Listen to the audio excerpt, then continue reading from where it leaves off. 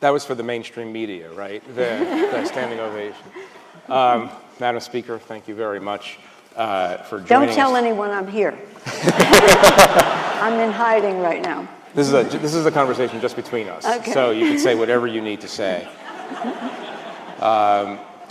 Thank you all very much for coming. I would note that it's not every day that Yo-Yo Ma opens up for the speaker, so you should. How about Yo-Yo Ma and Chris? Weren't they great?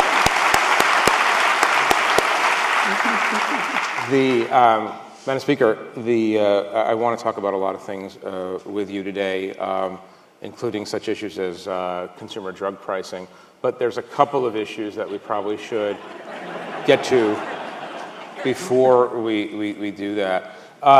So we're in a strange and unprecedented situation in this country.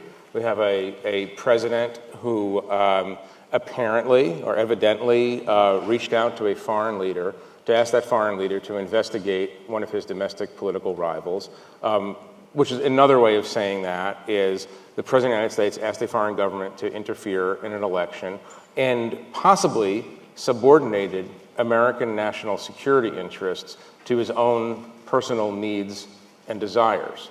My question to you is that an impeachable offense? Well, first let me say how pleased I am to be here this afternoon. It's a busy day, and to be the program opening with the arts is something I was very excited about because when I get to your question, I'm just here, so the fact is that I've tried to avoid the situation that we're in now because I thought it was very divisive for the country. This administration has done irreparable damage to our, not irreparable, let's hope it's reparable, but it is, we must repair and we must heal. And for me, relating that to Yo-Yo and Chris, it is about the arts. I always believe that the arts would bring us together. When we can come together, listen, be inspired, laugh, cry, just enjoy and put our differences aside, that's a very positive thing. And when we hear the battle hymn of the Republic, it arouses such emotion in all of us that we are united. So I thank Atlantic Monthly for what used to be called the Atlantic Monthly when I was in high school, so I call it the Atlantic Monthly, the Atlantic for recognizing the role that music and the arts play in our lives. And I do believe that that is a path that can unify us one way. You asked about what? Let me just say that last Tuesday, September 17th, was Constitution Day.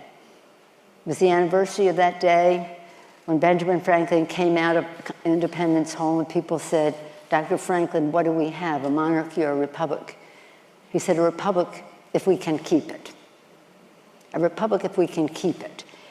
On that very day last week, that Tuesday, erupted this remarkable set of facts on Constitution Day. And it was about the IG, the Inspector General,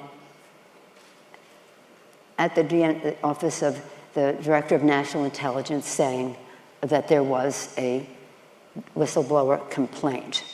And then we learned that it was going to be blocked from being presented and that the DNI was not going to allow it to come forward. So let me just say this. I am more experienced in intelligence than anybody in the Congress. At least 25 years. I was a member of the committee. I was the top Democrat. I was the Adam Schiff. We didn't have the majority, so I was the ranking member. But that made me a member of the Gang of Four years ago, and then ex officio as leader and as speaker.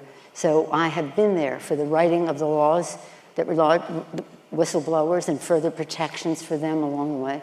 I was there to be part of writing the bill to establish the Office of the Director of National Intelligence. That's only since 2004. We didn't have it since then. And that office has its own Inspector General. This Inspector General was appointed by Trump, important difference, by President Trump, an appointee. The Inspector General are greatly respected for their independence, their objectivity, and the rest. And by law, when a complaint comes from a whistleblower, the Inspector General has 14 days to investigate, and then the Director of National Intelligence has 7 days to report it to the intelligence committees of the Congress. That is the law. It says shall. It doesn't say may, should. It says shall. And that's a very fraught with meaning word in legislation.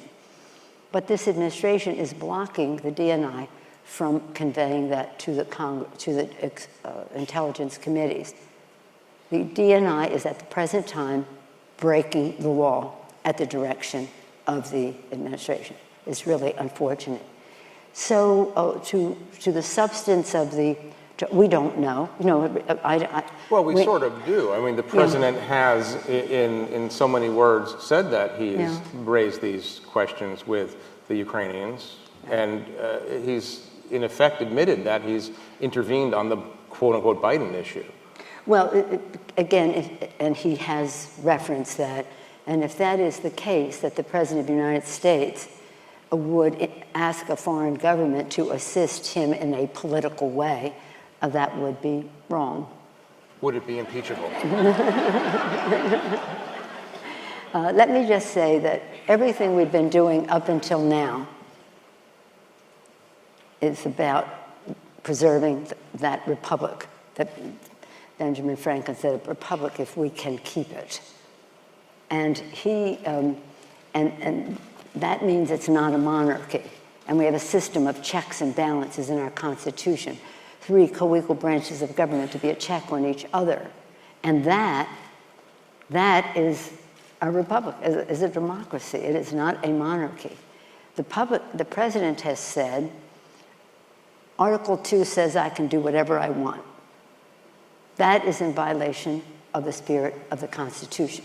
Now, our founders wanted to provide for, shall we say, some activities that they might not themselves engage in, and they put up guardrails.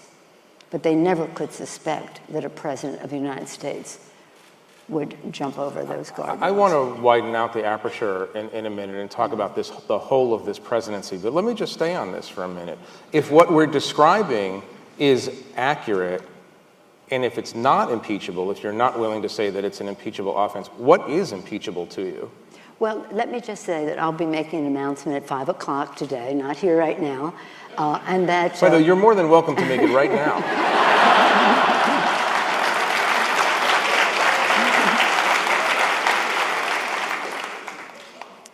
It's really sad to think that our president would perform an impeachable offense. It's hard. You know, it's hard to say we've gotten to that place. But what would be an impeachable offense would be that which is proven in an investigation. Right, and but we have to have an investigation. Calling for, convening a select committee on an impeachment is the beginning of a process, the beginning of a discovery process, not the end. So you don't have to have enough proof to convict at the outset of the process. So my question, I guess, is... Well, you said, is it an impeachable offense? And that is a verdict. Given what we know and given what the president has said, I mean, the analogy here is crude, but we seem to be in a situation at the moment in which Richard Nixon, after the Watergate break-in, said something akin to, yeah, I broke into the Watergate. I needed to see what the DNC knew. I mean, Donald Trump says out loud what most people say to themselves. And so I'm not going to belabor this forever, but... No, I think you are. No. No, but and let me just say, in terms of the Nixon analogy, the president is making lawlessness a virtue in our country. In that call, he sort of is trying to exploit it. So understand that. So we have several concerns about the president in terms of our differences in policy, and I'd love to tell you about all the legislation we have passed that we're hoping the Senate will take up. Starting with gun violence, tomorrow we have a big Wear Black tomorrow, gun violence activities on Capitol Hill and beyond and around the country. So we have some differences in terms of policy. You might want to know the President called me this morning about gun violence. He said that we were getting close to a solution. Open parenthetical, what is that call like on a day like today? Somebody said to me last night, they said, give us a surreal moment about the President and your conversations with him. I said, it's more like it's always surreal. Give you a normal moment. Was this a relatively normal call? Yeah, well, he called to talk about gun violence, and then it segued into other things. Can you give us an indication of what those other things are? Not right now. But I was concerned, just in terms of being global, that the President said, I have to get off the phone now because I'm going to go speak at the United Nations. And it's great. Everything's great here. It's great. So I didn't have a chance to listen to his speech. I was too busy so that I could have time to come here.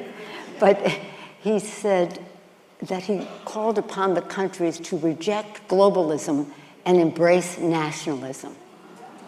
Really? Really? So again, we have some serious policy differences, and in terms of multilateralism and who we are as a country. I'll tell you a story about me. When I was a young girl, I was a student, and I went to President Kennedy's inauguration. It was freezing cold. It was so fabulous. It's much smaller on the east side of the Capitol, not the west side of the Capitol. I was a student at the time. And everybody in the world, and all of you are too young, but you read it in the history books, knows that President Kennedy said to the citizens of America, ask not what America can do for you, but what you can do for your country, right? Everybody knows that? The very next sentence in the speech is what struck me, because I'm a student of political science and international relations. The very next sentence, he said, to the citizens of the world, ask not what America can do for you, but what we can do working together for the freedom of mankind. Freedom. Freedom.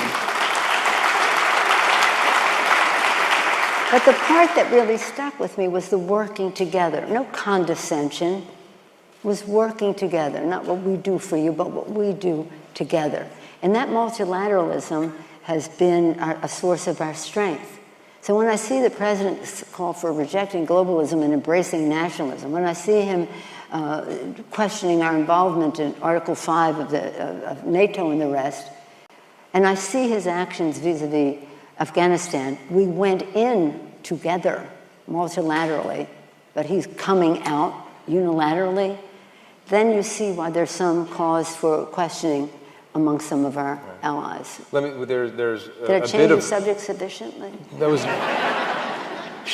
Beforehand, she said she only wanted to discuss the cello, actually, so this is already a victory. But there is, according to what we're getting on the screen, there's a little bit of what you might call now a breaking tweet from the President, who says that tomorrow they will release a transcript of the Zelensky call. Yeah. So my question to you is, if you see that transcript and it is more benign than we've been led to believe, do you think that your caucus might stand down a little bit? No. Or do you think that the caucus is at a boil right now? I mean, you're going to find out in the next couple of hours. No, it's not about that. This is about the Constitution of the United States. And we have many other, shall we say, candidates for impeachable offense in terms of the Constitution of the United States.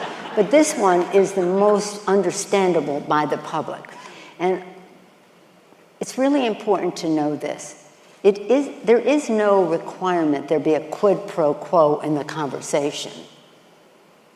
If the President brings up, he wants them to investigate something, that's of his political opponent. That is self-evident that it is not right. We don't ask foreign governments to help us in our elections.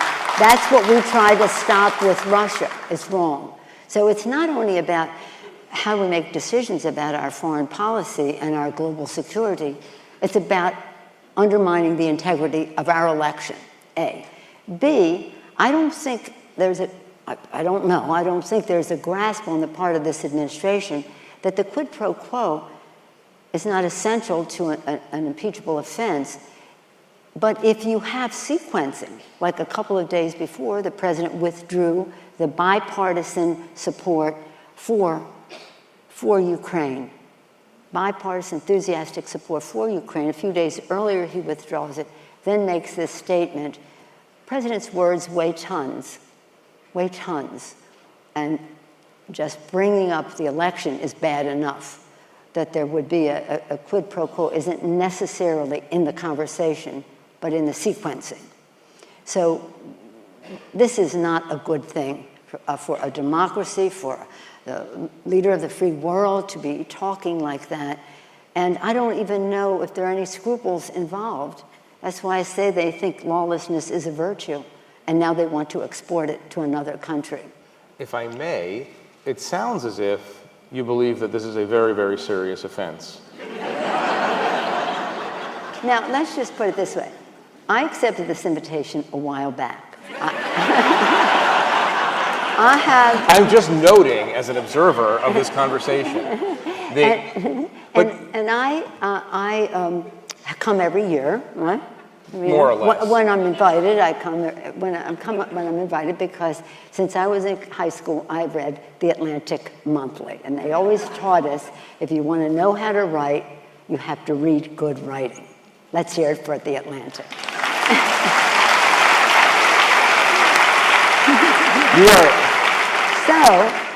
You are incredibly manipulative. Some people say that.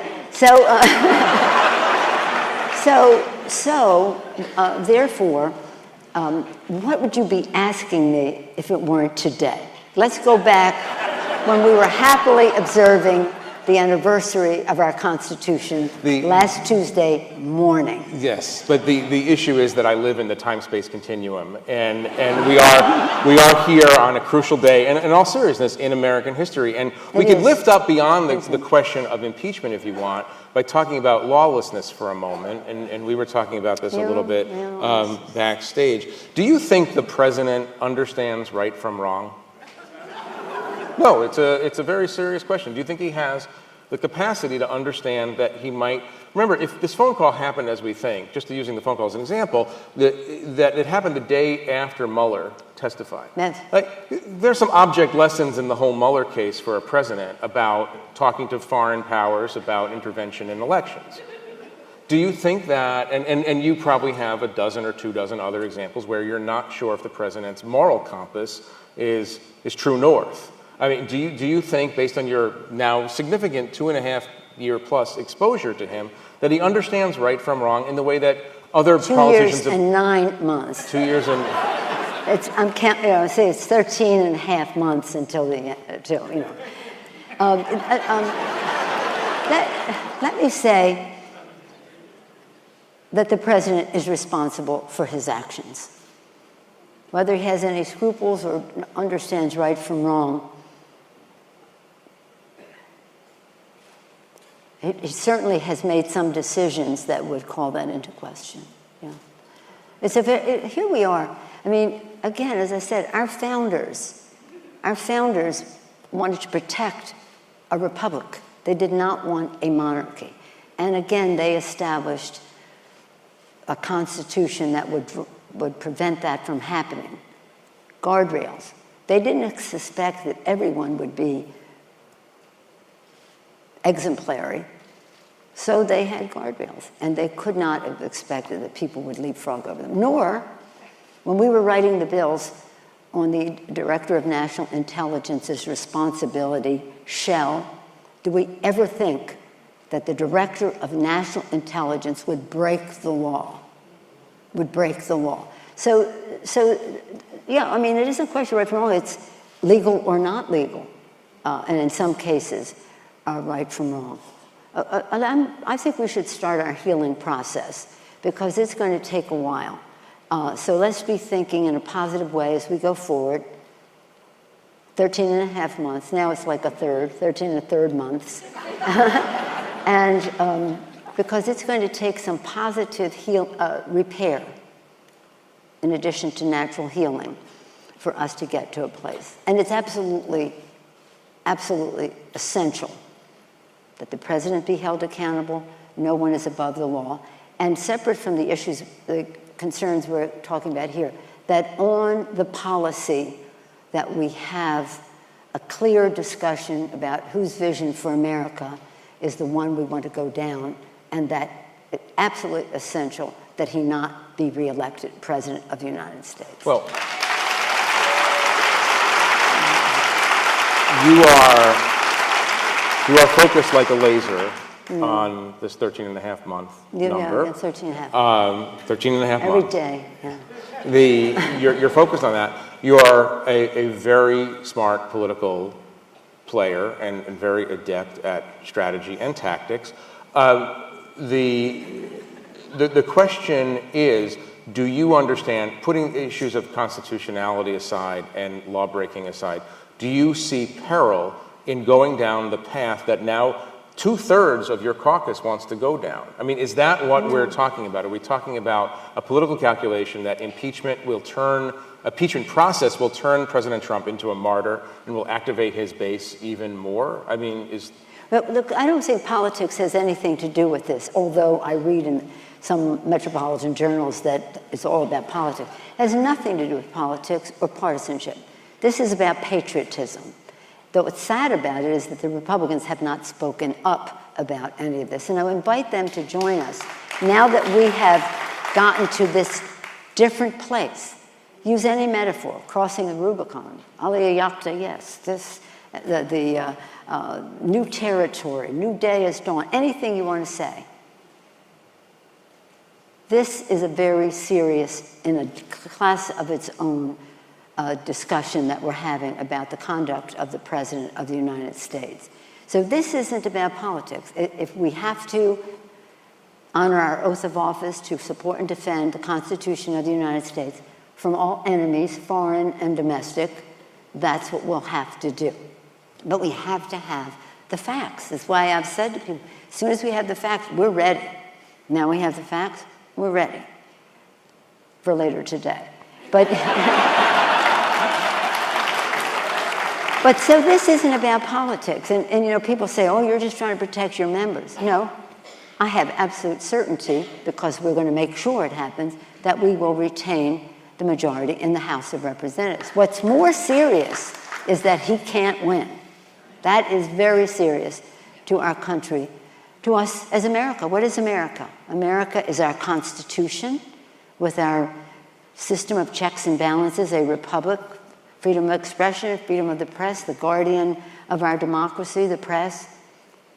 That's one. That's America. What is America? Our people. But unless you're blessed to be a Native American, which is a blessing to you and to all who know you, we are a nation of immigrants.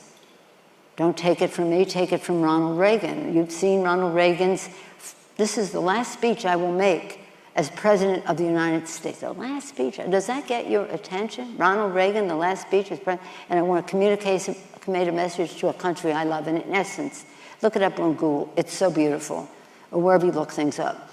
It's so beautiful. The vital force of America's preeminence in the world is every new generation of immigrants who come to America. And when America fails to recognize that, America will fail to be preeminent in the world. We cannot close the door to the vitality of our future Ronald Reagan. It's better than, it's more poetic than that. It's longer, too. So our Constitution, our people, our land, from sea to shining sea, this beautiful patrimony and beyond, God's gift to us, he degrades, he says, I'm not making any environmental decisions based on science. Oh, really?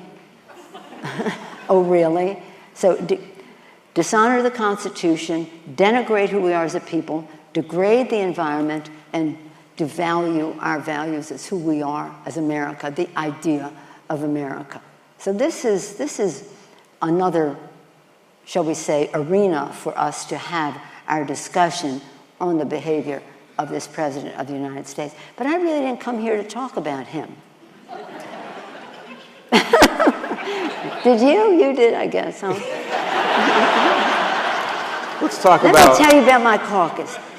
In light of the questions, they have been so fabulous, so thoughtful, so patriotic. I couldn't be prouder of them.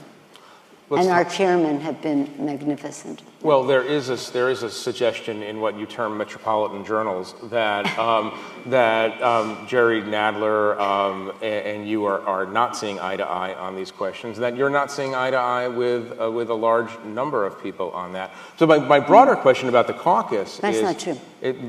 My broader question about the caucus. It may be true that that's what they're saying, but it's not true. It is definitely true that they're saying. Yeah, yeah. We have to make that distinction. Thank you. The question about the caucus is, I'm wondering, since you're focused on 13 and a half months out, if you're worried that 13 and 1/3 out. We've been up here for that long, you think? Is it really? The question is, are you worried? I mean, this puts you in you're in an unlikely spot sometimes. You're a, quote, San Francisco Democrat. You're excoriated on the right for being an avatar of liberalism. And yet you've had incidents throughout the last year where people in your caucus, not only the squad, the so-called squad, have questioned your liberal or left-leaning bona fides. And so I want to ask you this question about the party and make believe that we're not talking about impeachment for a second, just other issues, including decriminalization of border crossing, Medicare for all.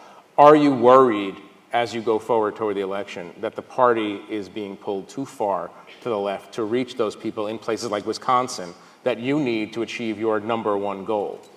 Well, let me just say that the Republicans had 137,000 ads, not dollars, ads, in this last election, last year, describing me as a San Francisco liberal, which I proudly am, and left-wing San Francisco liberal sometimes.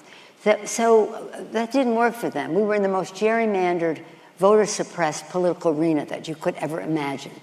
And yet we won a net gain of 40 seats to win the House of Representatives. So that plan didn't work for them. But we had a message where we had our common ground. See, our caucus is beautifully diverse. We're as diverse as it comes in ideas, gender, generation, gender identity, geography, ethnicity, you name it. And I say to them, our diversity is our strength. Our unity is our power. And our unity centers around our commitment to America's working families. Whatever people think about this, that, and the other thing, our commitment is to America's working families. That's who we are as Democrats. So we build by consensus a caucus that is 60% women, people of color, LGBTQ. Isn't that fabulous? It's remarkable. There are it's an applause line, it's okay. There are 116 women in the Congress. This is the first time we've gone over 100. 91 of them are Democrats because we made a decision that we were going to be diverse and inclusive in the rest. So it's a pretty exciting, diverse caucus. And as far as some of the ideas that people are putting forth, I respect that. I've said to them, frankly, you know what you're talking about?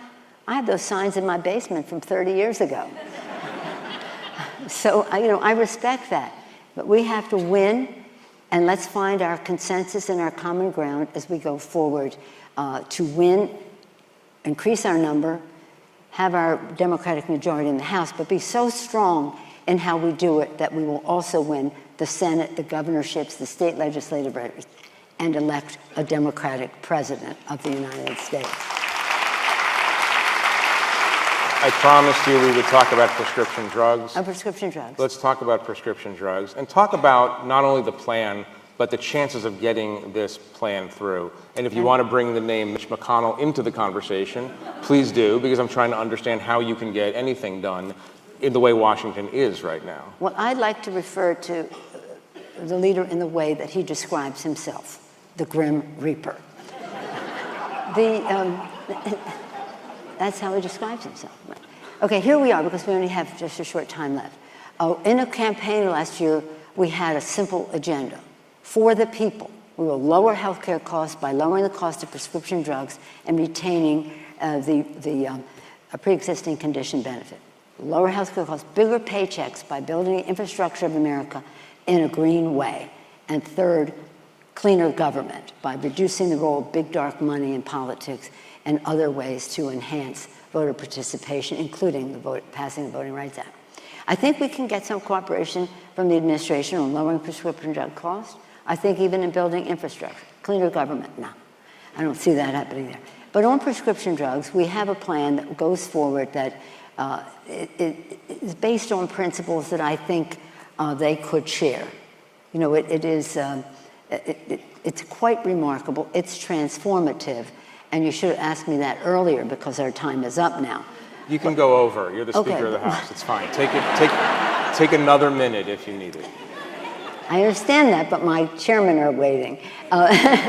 The point is that what it does is to say, when we won in 06, now I just want to make this point. When we won in 06 and we won in 18, those were years where the congressional Democrats led the way. It wasn't a presidential year where we had to go with the presidential, however excellent that is. This was our year. And in 06, we had 6 for 06, a new direction for America. 5 of those 6 became law, except 1, enabling the Secretary of Health and Human Services to negotiate for lower prices. So we've been fighting that fight for a long time.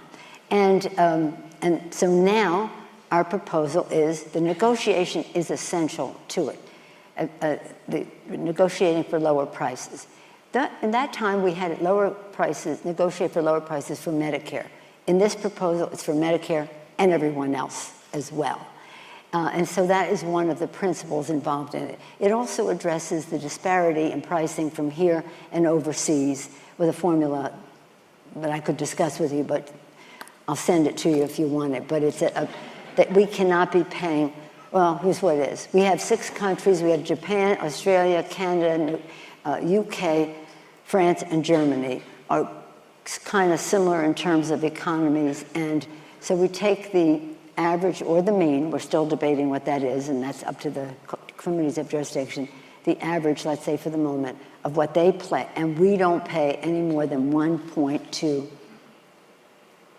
100% of that, so 120% of that. So we would only pay up to 20% more than they're paying in all those other countries. Those are 2 of the main features that people ask about. There are other provisions in there that are, they're like we'll take the most expensive drugs that affect the most people and try to take them down, the prices down first. I'm very excited about it. It's transformative.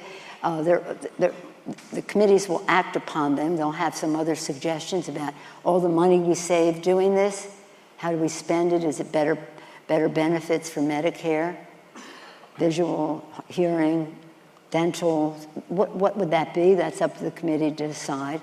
There are provisions on transparency. If they want to raise a price, let's tell us why, and let's see what that is. So it's a very lively, informed discussion of people who've been caring about this for a long time. And one of the most important parts of it is, of course, what it means first and foremost in people's lives. I have seen on the campaign trail grown men cry over the cost of prescription drugs, that they can't really provide it for their families, or they have to make substitutions about food, rent, drugs. It shouldn't be that way in our country. This has to be done. It was a big issue in the last election. It will be a big issue in this election. We would rather have the problem solved than have an issue for the election. But it's exciting, and it'll be our lively debate that we have in the Democratic Party, because that's who we are as Democrats. Madam Speaker, Abraham Lincoln was a subscriber to The Atlantic. Wow. Ronald Reagan was a subscriber. Barack Obama is a subscriber. And we're very pleased that you are also a subscriber to The Atlantic. I'm probably a subscriber longer than any of them. Since high school. But let me just say, since you mentioned Lincoln, and people ask me all the time, how are you ever going to persuade the president of anything? As I leave, I'll just quote Abraham Lincoln. Public sentiment is everything. With it, you can accomplish almost anything. Without it, practically nothing. And so in order for public sentiment to weigh in, the public has to know. So I thank our friends in the press for the role they play in letting the public know how public policy affects their lives. So here I have quoted 2 Republican presidents. Thank you, Speaker Pelosi.